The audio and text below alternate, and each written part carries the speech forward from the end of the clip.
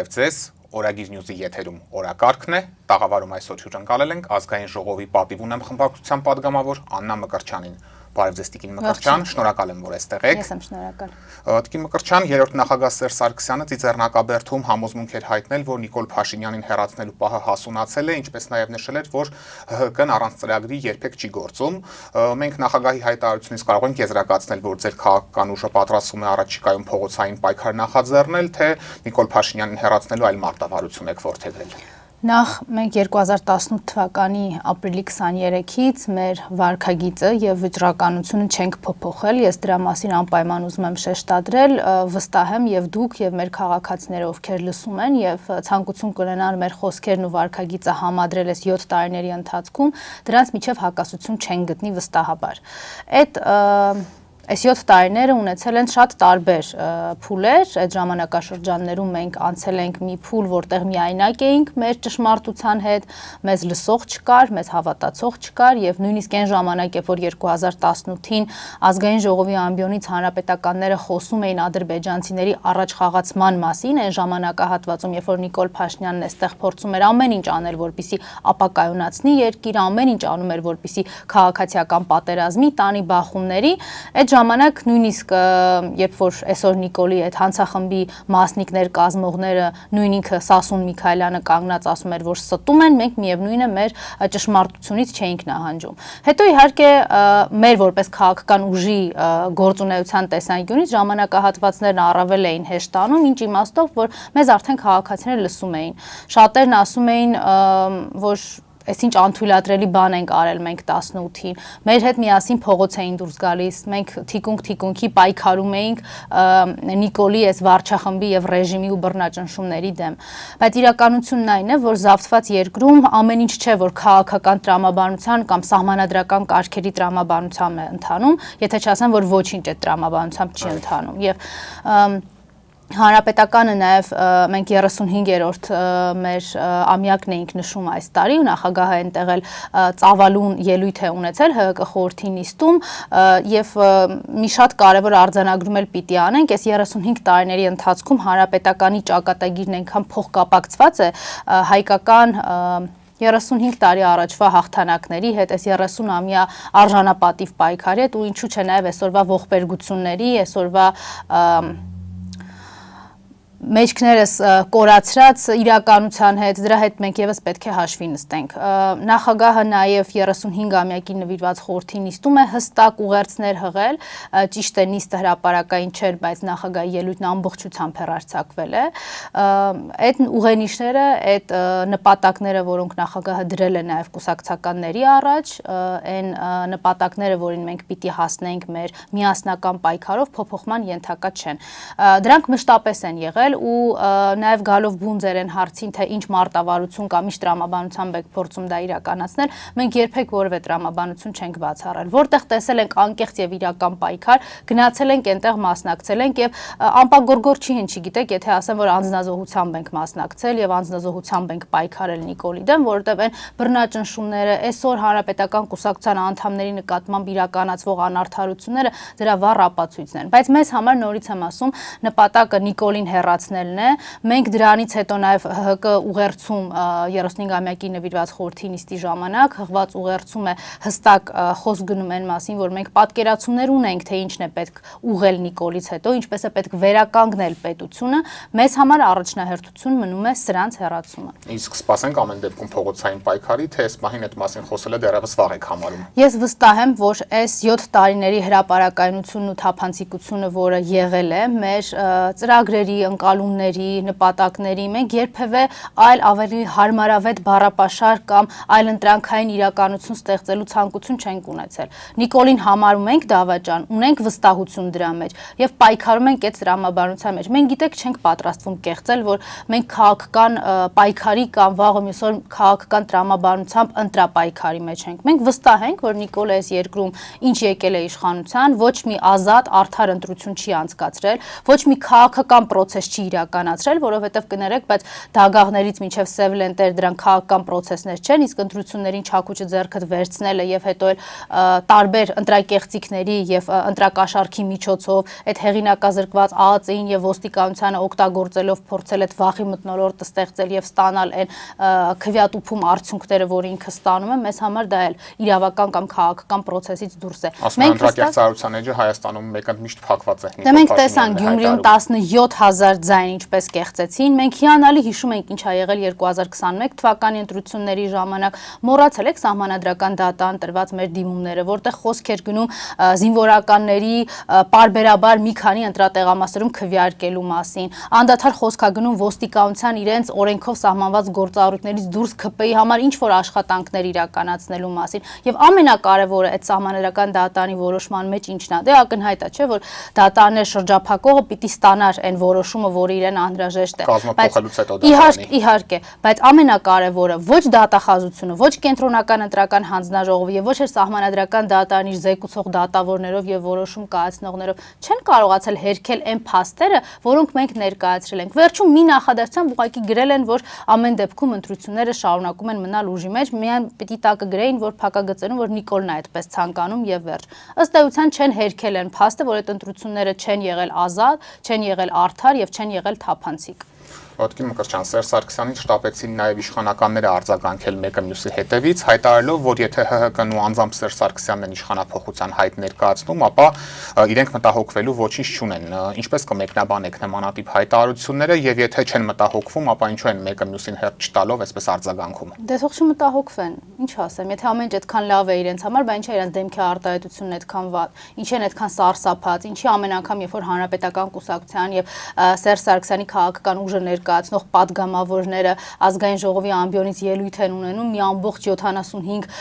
ՔՊ ուսապար գալիս է այդ ամեն ինչը պատասխանելու, փորձում են այդպես այնպես անել, որ իրենք մնան լրահոսում, մեր ասած ոչ մի տեքստ չլինի, թող չանհանգստանան, եթե ամեն ինչ այդքան կայուն է իրենց կյանքում, եւ եթե վստահ են, որ իրենց հանցագործություններն անպատիժ են մնալու, ուրեմն էլ ինչի են մեզ արձագանքում, թող հանգիստ շարունակեն վայելեն այն իշխանությունն ու թալանը, որ հիմա Նիկոլն իրենց թույլ է տվել իրականացնել։ Այսինքն լուրջ մտահոգված են ընդդիմության ու հատկապես հանրապետականի գործունեությունից, կարող ենք եզրակացնել։ Ես իրենց զգացողությունների վրա կներեք, բայց ես թքած ունեմ, չեք հավատա։ Նույնիսկ իրենք 2018 թվականին հանրապետականի դագաղները պահելով եւ կհիշեք, չէ, 2018-ի արտահերտ ընտրությունների ժամանակ խորհրդարանական դեկտեմբերին Նիկոլին չէր ասում էր ես թաղել եմ հանրապետականին, բայց եթե թաղել եք, այս 7 տարի ինչ եք անդադար մեզ պատասխանում, մեզ արձագանքում, մեզ բռնաճնշումների ենթարկում։ Եթե այդքան աննշան է մեր գործունեությունը ու դուք չեք նկատում, բա նախագահի ելույթից անմիջապես հետո, ընդամենը 2-3 ժամ հետո, այդ ինչի է ձեր վնգստացող դատական համակարգը հայտարարում, որ նախագահի արդարացնող դատական ակտը բեկանվել է եւ ուղարկվել է նոր քննության։ Եթե դուք բացի այդ քաղաքական բռնաճնշումներից, որոնք արդարացնել անգամ հրաժարվում են արդեն ձեր շրջապատում գտնվող մարդիկ, որտեղ հիանալի հասկացել են, որտեղ արդարադատության անգամ ձևական իմաստով նշումներ չկա կամ նշույլ չկա իրականացման, հա, ընդամենը ձեր վերջին գործիքակազմն է, մասկի շոուներ, քրեական հետապնդումներ, մեղադրալի կարգավիճակ, անձեռմխելությունից զրկել է սա ձեր գործիքակազմը։ Եթե դուք այդքան հարուստ գործիքակազմ ունեք եւ ընդհանրապես չեք մտահոգվում, բա ինչ եք ես 7 տարի մեզ թաղում ու այդպես էլ չեք հանգստանում։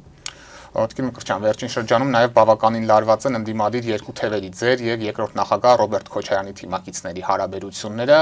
ինչը պետք է ընդունենք բացառապես բխում է Նիկոլ Փաշինյանի եւ օրվա իշխանության շահերից։ Ինչ եք կարծում, եթե առաջիկայում փողոցային պայքար կամ իշխանափոխության այլ process-ներ նախաձեռնվեն, կկարողանաք շրջանցել այս լարվածությունը եւ համապեղ պայքարել, թե համագործակցության եզրեր այլևս չեն մնացել։ Ես իմ կարծիքը կշարադրեմ ոչ թե ապագայի վերաբերյալ, այլ կփորձեմ ձեզ հետ քննարկել ու եթե դուք իմ ասած խոսքերի մեջ որևէ անհամապատասխանություն գտնեք, ես անպայման խնդրում եմ, որ դուք արձագանքեք, այլ կփորձեմ շարադրել մեր անցյալի վարքագծի վրա։ Մենք շատ լավ գիտենք եւ միշտ ենք իմացել, թե 2018 թվականին ովքեր են դուրս եկել փողոց։ Այն ժամանակ էլ 21-րդ դարի տեղեկատվական տեխնոլոգիաները հնարավորություն էին տալիս տեսնելու, լսելու, ել չեմ ասում այն իրականությունը, որ ամեն մեկը փորձում էր նախագահի հրաժարականից հետո իրեն ամրագրել այն հրապարակում իր քառակուսի հատվածը, որտեղ կանգնել է իբր ինքն էլ է այս ամեն ինչին մասնակից, այդ շամպայներ խմել, իրար շնորհավորելը, մենք այդ ամեն ինչը հիանալի հիշում ենք, հանրապետականին մոռանալը, այլ բան է, որ հետո այդ ամեն ինչը իրականացնողների, կուրատորների ամեն դեպքում ընտրությունը կանգնեց Նիկոլի վրա եւ որոշները սկսեցին այդ process-ից հիասթափվել։ Մենք ամեն շատ լավ հիշում ենք, բայց դրանից հետո տեղի են ունեցել իրադարձություններ, փողոցային պայքար, որտեղ մենք կողք կողքի կանգնել ենք մարդկանց հետ, փորձել ենք պաշտպանել են քաղաքացիների իրավունքները, ովքեր 2018-ին այդ մեզ մերժելու կազմակերպված շղարշի մեջ իրենց բաժինն են ունեցել, գիտակցաբար թե անգիտակցաբար։ Ընդ որում մենք շատերին իմացել ենք, որ այն process-ը, որին իրենք մասնակից են եղել է դիտավորություն։ 2018 թվականին դրանից առաջ Սերժ Սարգսյանի մասին զրպարտչական տեղեկություններ տարածել է, ակնհայտ սուտ, կեղծիկ են, ամենավերջի հեքիաթները հորինել են, բայց միևնույն է այդ մարդիկ երբ որ եկել են 21-ին, 20-ին, ասել են, որ մենք ուզում ենք պայքարել Նիկոլի դեմ, մենք համարել ենք, որ իրենց պայքարն անկեղծ է, ոչ մեկին չենք հիշացրել, գիտեք, ինչ որ դուք շամպայն էիք խմում 2018 թվականի ապրիլի 23-ին։ Ես ձեզ վստահեցնում եմ, որ նորից այդ ամեն ինչը կլինի, որովհետև ես ինչպես արդեն նշեցի, մեր գերնպատակը չի փոխվել եւ մենք 2 շաբաթ առաջ մեր խորհրդի նիստում հանրապետական կուսակցության վերահաստատել ենք այդ փաստը։ Նախագահն է այդ ուղերձը հղել բոլոր կուսակցականներին, որ մեր պայքարից շեղում չկա, մեր առաջնահերթությունը սրանցից ազատվելն է, բայց միառժամանակ մենք նաեւ պիտի խոսենք նրա մասին, որ մենք չենք պատրաստվում այդ ստերը, որ մեր մասին հնչում է, թողնենք անպատասխան։ Ես իմ անկեղծ եւ անձնական կարծիքը պիտի նաեւ ձեզ ասեմ, ես համարում եմ, որ 2018 թվականին հասարակության հետ հանրապետական կուսակցության այդ խոսակցությունը, երկխոսությունը նաև ինչ որ իմաստով չի ստացվել, քանի որ մենք շատ ժամանակ չենք արձագանքել այդ ստերին։ Այդ ստերին տարիներով չենք արձագանքել, այս մարդիկ էլ մտածել են, երևի ասելու բան չկա, չեն մտածել, որ մենք արտաքին քաղաքականության մեջ ենք փորձում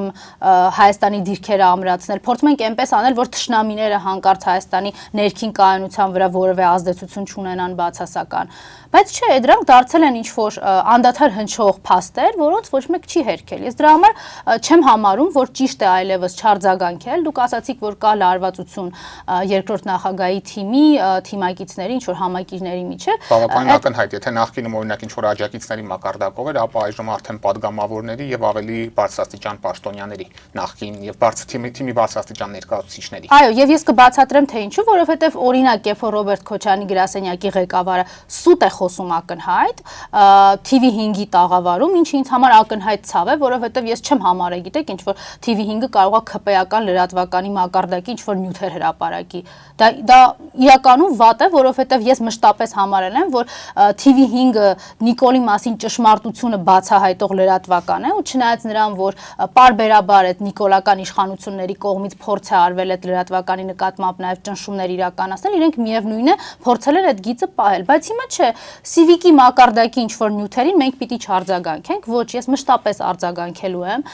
տալով մեր տեսակետը, տալով ճշմարտությունը եւ նորից կրկնեմ, մեր առաջնահերթության մեջ փոփոխություն չկա։ Եթե մարդիկ որոշել են, որ Նիկոլն իրենց համար անհարմար թիրախ է, վտանգավոր թիրախ է եւ փորձել են իրենց ջանքերը կամ պայքարը ուղղել հանրապետականի դեմ, ոչ մի խնդիր չկա, մենք դրան սովորենք, բայց չի նշանակում, որ մենք պիտի փորձենք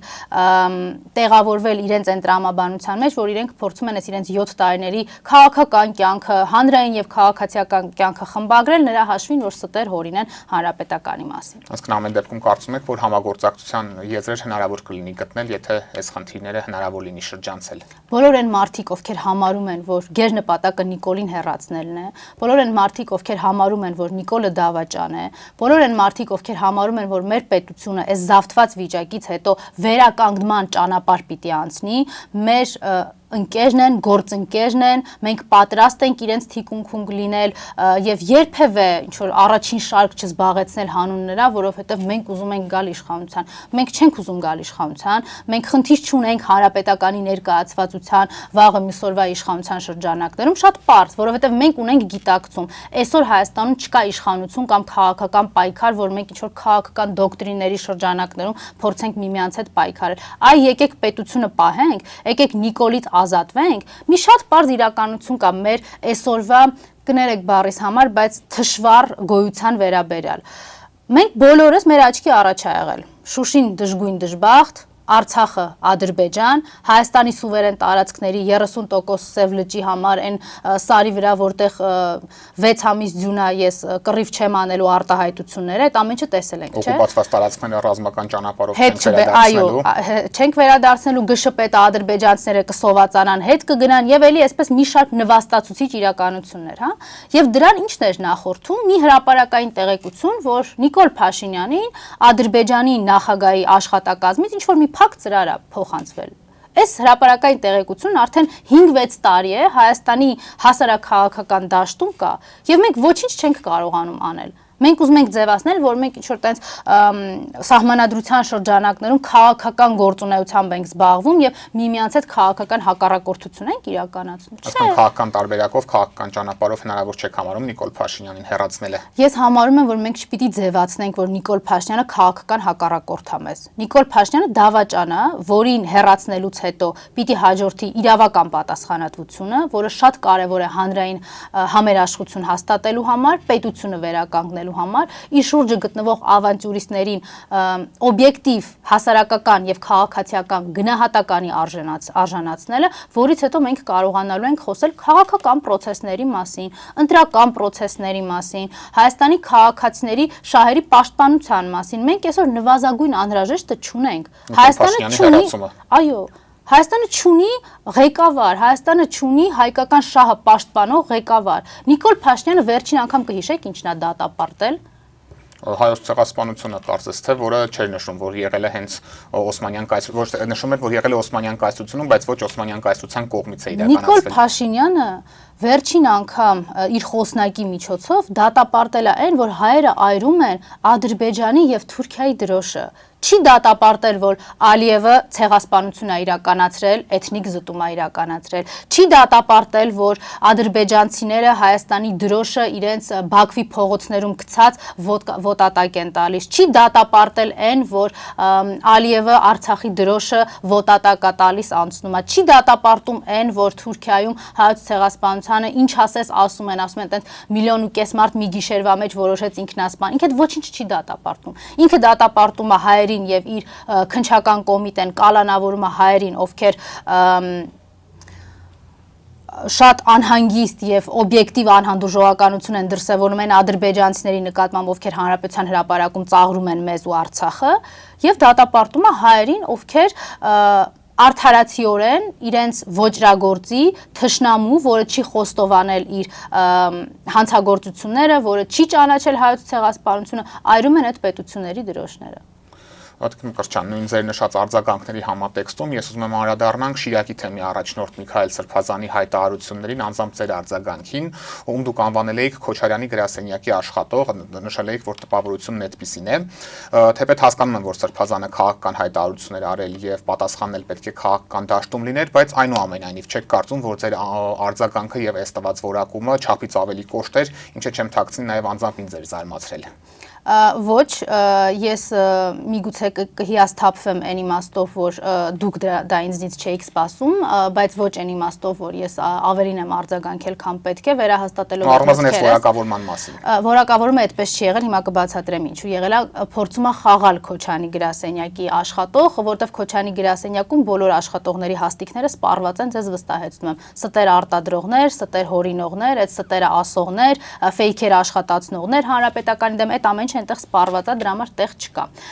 Միքայել Աջապահյանը նշել է, որ ինքը քաղաքացիական դիրքորոշում է հայտնում, իրեն եղել է քաղաքացիական պատասխան, նորից կրկնեմ այն բոլոր տեքստերը, որ մինչ այս կարծիքը, այս հարցի վերաբերյալ ունեցել եմ, վերահաստատում եմ կարծիքս, որովհետև մարտով, որ 2018 թվականին տոգորված է եղել Դագաղների հեղափոխությամբ, իսկ ես այն ժամանակ լինելով ընդհանրապես մի քանի տարի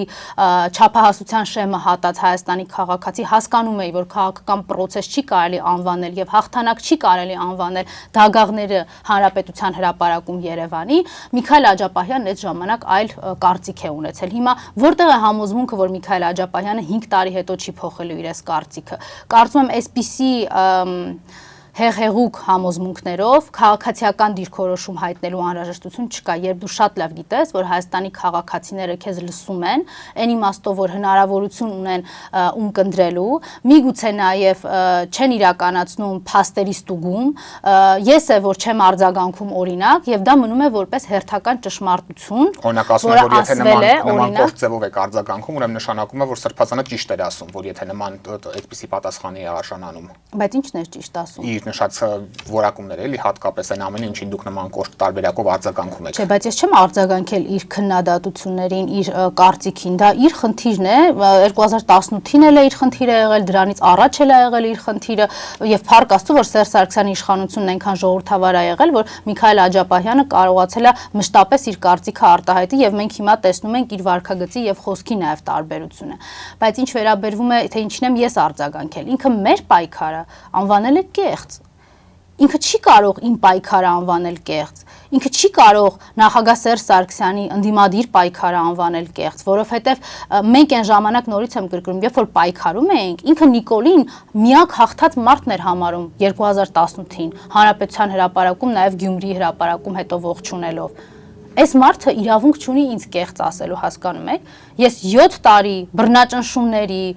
անհավանական ուղակի ատելության խոսքի եւ անհանդուրժողականության միջով անցել եմ, գիտակցելով, որ ես իմ պետության համար Նիկոլ չի որ ցանկանում եմ, որտեվ ես իմ պետության համար նվազագույնը ուզում եմ մի ղեկավար, ով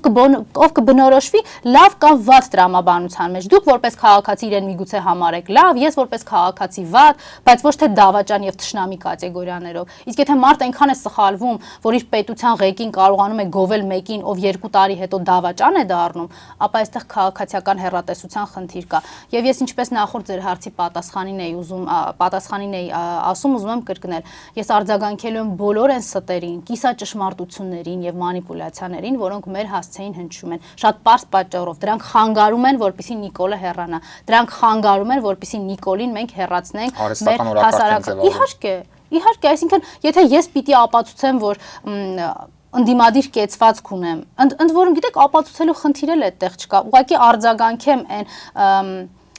կեղծիքի շղարշին, որը էլի փորձ են անում մեզ վրա փաթաթել։ Իհարկե այդպես չի լինելու։ Գիտեք, շատ հնարավորություն կա գնալ եւ շատ հարմար ու հանգիստ ապրել, ընդ որում հենց ընդդիմադիրի կեցված խաղալով։ Մի օր Նիկոլին պարոն վարչապետով կդիմեմ, մի օր գործուղման կգնամ իր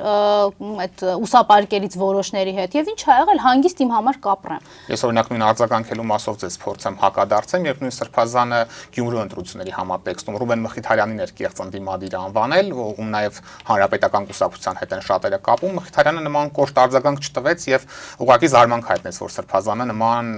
իր մասին նման պատկերացում է ունեցել։ Այդ դեպքում ձեր արձագանքը ինչու է նման կոշտ լինում ամեն անգամ, երբ որ այսպիսի գնահատական եք լսում ձեր մասով։ Ես կեղծիքին կոշտ եմ արձագանքում, որովհետեւ գիտեմ, որ 2018 թվականին ինչ որ տեղի ունեցավ եւ այն արտաքին կուրատորները, ովքեր Նիկոլին բերել էին այստեղ իշխանությունը զավթելու եւ Արցախը հանձնելու, հաջողեցին նաեւ նրա պատճառով, որովհետեւ Հայաստանում շատ սուտ կար եւ այդ ստին հակադրելու ճշմարտություն չկար եւ երկրորդ մասով դուք ասացիք, որ Ռուբեն Մխիթարյանին են հանրապետականի հետ կապում, հետո ասացիք, որ իր արձագանքը լրիվ այլ է, հանրապետականինը այլ, կարծում ձեր հարցին պատասխանեցիք։ Կապում են հանրապետական կուսակցության հետ։ Ճիշտ նշենք, որ Ռուբեն Մխիթարյանը հանրապետական կուսակցության հետ կապ չունի եւ ես այդտեղ եմ ուզում անդրադարձ անել։ Մենք 2018-ին այն ամենածանր օրերին դուք կփաստեք, էլի 2018 թվականի արտահերթ ընտրությունների ժամանակ հանրապետականը իր դեմքով է հանդես եկել անգամ։ Եթե թաքնվելու ունենք, այն ժամանակ կթաքնվեինք, կուսակցության անուն կփոխեինք, չգիտեմ, խորհրդանիշը կփոխեինք կուսակցության, չէինք ասի, որ կապ ունենք կուսակցության հետ։ Դուք համարում եք, որ մենք 18-ին չենք խուսափել այդ ամենից, 25-ին պիտի խուսափենք մեր դեմքով հանդես գալու։ Ոչ, ուղղակի ամբողջ խնդիրն է նա, որ մենք համարում ենք, որ այդ տեղային ռեսուրսը, որ պիտի ծախսվի, չի օգնելու Նիկոլից ազատվելու համար։ Ինչի մենք տարբեր քաղաքներում քիչ օրինակներ ունենք, մարդկանց դրեք կալանավորել են ապօրինի, առանց որևէ դատի դատաստանի, այնքան որ իրանց ուզած տրամաբանությունը ստեղծեն։ Ընտրություններում հաղթելուց հետո օրինակ Մամիկոն Ասլանյանին։ Մամիկոն Ասլանյանին ամբողջ Սյունիքի համայնքապետերդ ինչ արեցին։ Այո։ Գին Մկրտչյան, օրերս լրացավ նաև հայոց ցեղասպանության 110-րդ տարելիցը, որի կապակցությամբ Հայաստանի Հանրապետությունում պետական մակարդակով ոչ մի միջոցառում չկազմակերպվեց, եղավ դաշնակցության ջահերով երթը, բայց այնուամենայնիվ պետական մակարդակով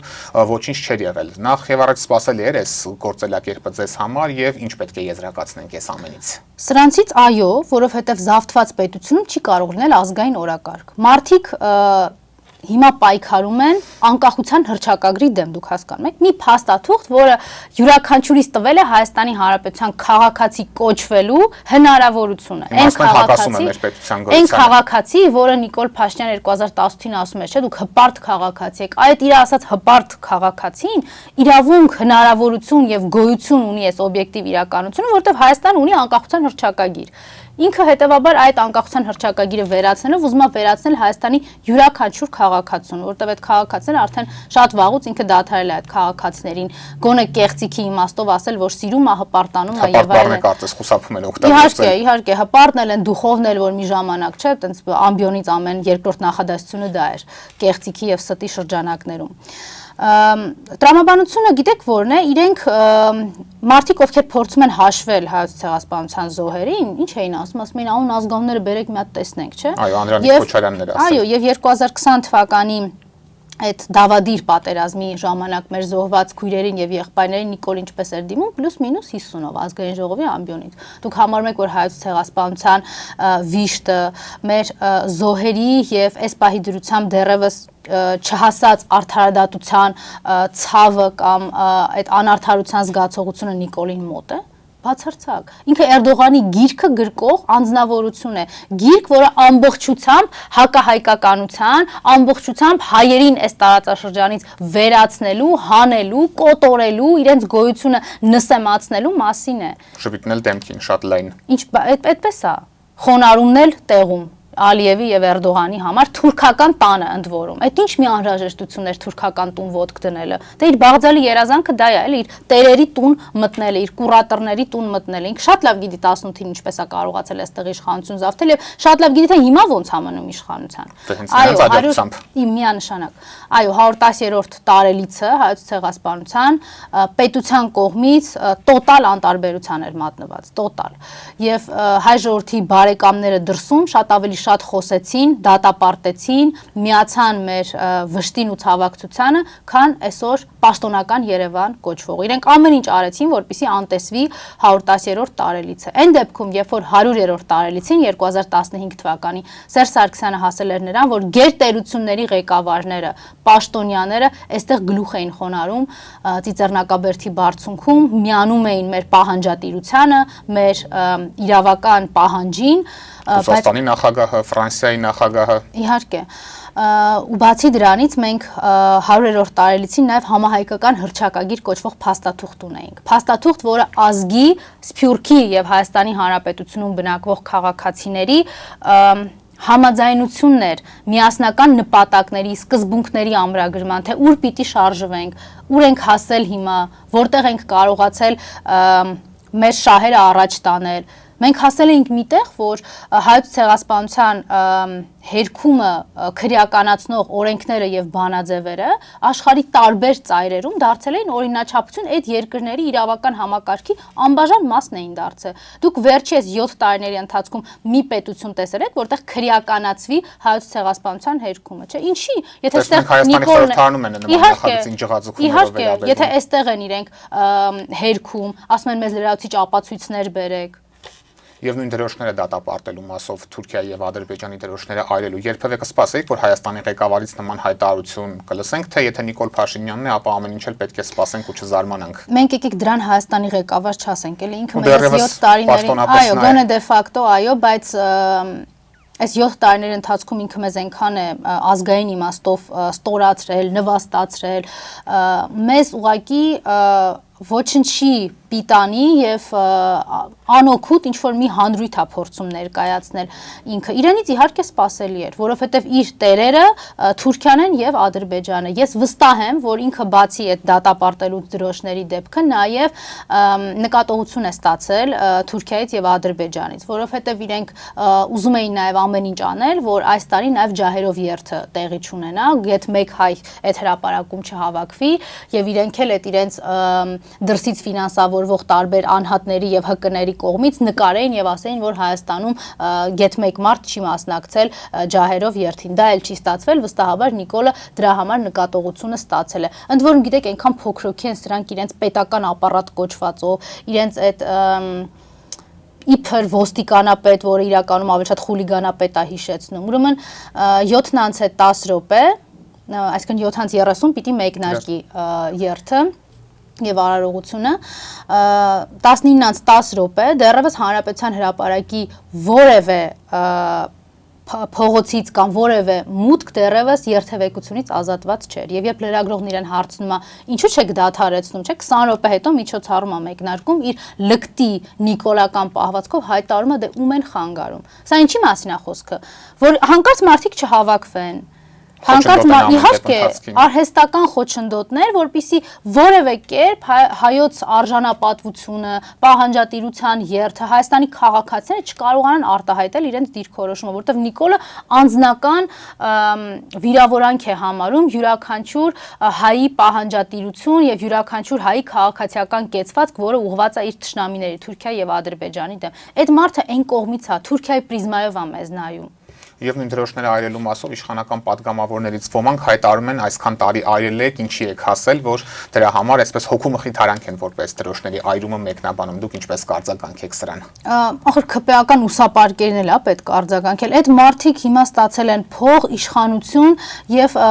փորձում են ամեն կերպ այնպես անել, որ այն հանցագործությունները, որոնց իրենք գնացել են այդ փողի եւ իշխանության համար, հանկարծ չբացահայտվի։ Իրենք դա են անում։ Հետևաբար թող, չգիտեմ, հանգիստ թե անհանգիստ էլ իրենք կիմանան, նստեն եւ սպասեն այն արդար հատուցման ժամին։ Այո, իրականում են արդար հատուցման ժամին, որը գալու է եւ իրենց խուլիգանապետը, այն իրենց տարբեր կերպարանափոխված անվտանգության աշխատակիցները, որ իբր իրենց հետ կան եւ չկան, այդ դրանք իրենց չեն կարողանալու Հայաստանի արդարադատությունից պաշտպանել։ Այն արդարադատությունից, որը ոչ թե Նիկոլի օրոք դարձավ վնգստացող, այլ որը կվերականգնվի եւ իրենց համար օբյեկտիվ պատիժ ու պատասխանատվության կնախատեսվի։ Չեն հասցնի ճողոպրել։ Հուսամ, որ ոչ, որովհետև հավատացեք, որ մեր պետության վերականգնման, մեր հանրային հասարակության համերաշխության եւ մեր հասարակության առողջացման համար առանց նախապայմանի մի բան է կարևոր, որ իրենք ենթարկվեն պատասխանատվության։ Չի կարող մեկը գալ Հայաստանում զավթել իշխանություն, ծախել հայրենիքը, Հայաստանի քաղաքացիներին ամեն օր ասել, «Ժողովուրդ, նորմալ է պետությունը ծախելը փողով, նայես թե ինչքան փող են քեզ տալիս, նայես թե Ալիևի աշխատակազմից եկած ծրարի մեջ ինչ թիվ է գրած»։ Այդ է մենակ խնդրեմը։ Ու ինքը հետո հանգիստ գնա այդ գումարները վայելելու։ Մենք այսպիսի ապագա ենք մեզ համար նախատեսում, թե կարող ենք ասել, որ ապագա չկա ուղղակի։ Եվ Տիկին Մկրտչյան, տեղեկություն տարածվեց համացանցում, որ 2-3 օր առաջ Եռաբլուրում Նիկոլ Փաշինյանի քաղաքացիական կնոջ Աննա Հակոբյանի մասնակցությամբ էր սկանդալ եղել եւ վերջինս սպառնացել էր զոհվածների ծնողներին, նշելով, որ դեռ իրենց հալը կտեսնեն։ Ինչի մասին է այս ամենը վկայում եւ մեր քաղաքացիները ինչ հետևություններ պետք է անեն Հակոբյանի նման պահվածքից։ Դե Եռաբլուրն էլ Նիկոլի եւ Էռատոյի ջանքերով ծիծեռնակաբերդի է նմանվել, կասեմ ինչու, որովհետեւ այնտեղ էլ թուրքերը պլանավորված դիտավորությամբ ջարդ եւ ցեղասպանություն էին կազմակերպել Հայաստանի հայերի նկատմամբ։ Նույնը արել են 44 օրյա պատերազմի ժամանակ Էռատոն Նիկոլը Էրդողանի եւ Ալիևի հետ միասին։ Դիտավորությամբ, դավաճանությամբ, ռազմաճակատ ուղարկելով հայերին, շատ լավ իմանալով, թե այնտեղ իրենց ինչ է սպասվում, որտեղ արդեն դավաճանել են,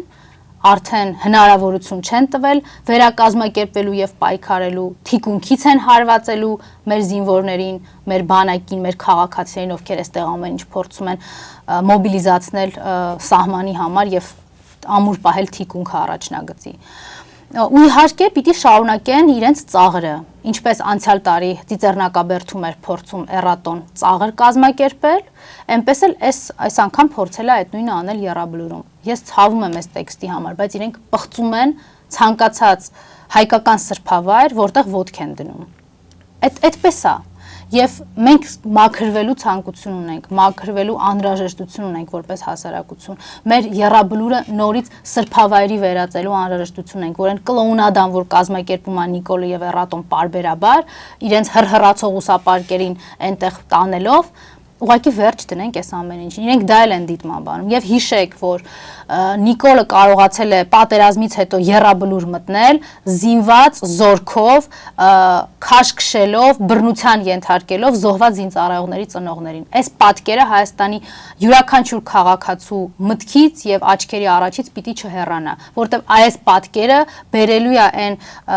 վարքագծին եւ այն վարքագծի միակ ճիշտ ընտրությանը, որը կպատասխանի հարցին, թե ինչ անել։ Եթե դուք հիշեք, որ Նիկոլը ամեն անգամ Եռաբլուր գնալուց քաշքշել եւ անարգել է զոհված զինծառայողների մայրերին, դուք վստահաբար կիմանաք, թե ինչ անել հետո եւ ինչպես ազատվել սրանից։ Կիմո Կրչյան, շնորհակալ եմ հետաքրքիր զրույցի համար։ Օրակարգն այսօր այսպիսին էր, այն ամփոփեցինք, ազգային ժողովի պատիվ ունեմ խմբակցության падգամավոր Աննա Մկրտչյանի հետ։ Կհանդիպենք։